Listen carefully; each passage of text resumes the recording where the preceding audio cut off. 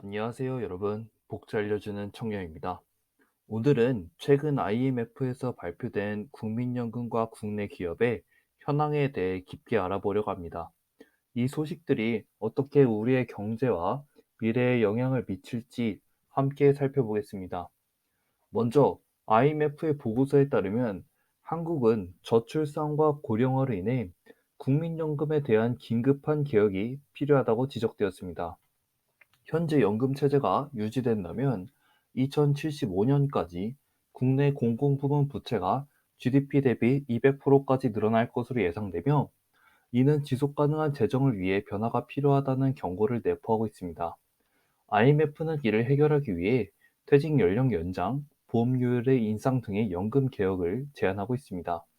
19일 IMF 연례 협의 보고서에 따르면 현행 연금 제도가 유지될 경우 2075년 한국의 공공부채는 GDP 대비 200% 수준까지 늘어날 것으로 예상됩니다.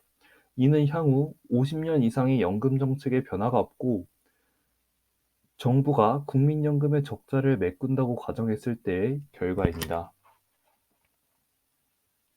해럴드 핑거 IMF 미션 단장은 공공부문 부채는 중앙정부의 부채만을 포함한다며 전망에는 법제화된 연금 개혁도 고려했다고 밝혔습니다.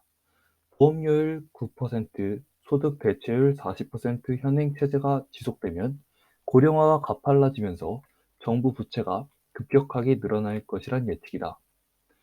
실제 한국은 2050년 노년 부양비가 생산 인구 100명당 65세 이상 고령 비율이 80명으로 일본을 넘어 경제협력개발기구 OECD 회원국 중 가장 고령화된 나라가 될 것으로 예측됩니다.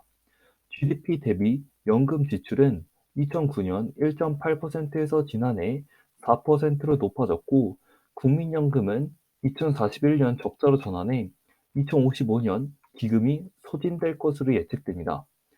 IMF는 한국의 노인 빈곤율이 OECD 국가 중 가장 높은 점도 계산되어야 할 점이라고 덧붙였습니다.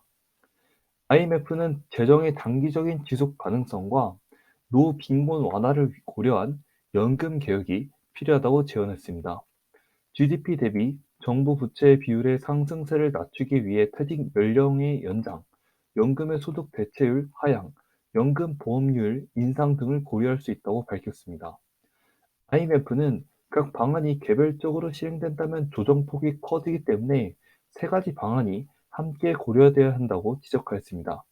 아울러 소득 대체율이 낮아질 경우 급여 적정성에 문제가 생길 수 있는 만큼 기초연금 인상 등 제도적 변화 고려를 통해 볼 수 있다고 부연했습니다. IMF는 국민연금과 다른 직역연금 등과의 통합도 장기적인 방안으로 제시하였습니다. 별도의 연금 제도 운영이 형평성에 대한 우려를 초래하고 노동시장의 이동성을 떨어뜨려 행정적 비효율을 초래한다는 것입니다. 그리고 이러한 변화가 개별적으로 실행된다면 조정폭이 커질 수 있기 때문에 세 가지 방안이 함께 고려해야 한다고 강조하고 있습니다. 국내 기업 부문에서는 3분기 한국 기업의 부채화 부도가 세계에서 2위를 기록했다는 소식이 있습니다. 고금리와 고물가의 여파로 인해 국내 상장사 6곳 중 한 곳은 3분기에 예상을 밑돌아 실적이 나빠진 것으로 나타났습니다. 그리고 더불어 금융감독 당국은 새로운 기술 분야에 진출하겠다는 공시를 한 기업 중 절반 이상이 실제로 사업을 추진하고 있지 않다고 밝혔습니다. 이에 대한 집중 점검이 이루어지고 있으며 투자자를 보호하기 위한 대책을 마련하고 있다고 합니다. 이번 IMF 연금 개혁 지원과 기업 부채의 증가, 그리고 새로운 기술 분야에 대한 기업의 현황은 우리의 경제와 미래에 어떤 영향을 미칠지에 대한 고민을 불러일으킬 만한 주제입니다. 이상 복지 알려주는 청년이었습니다. 감사합니다.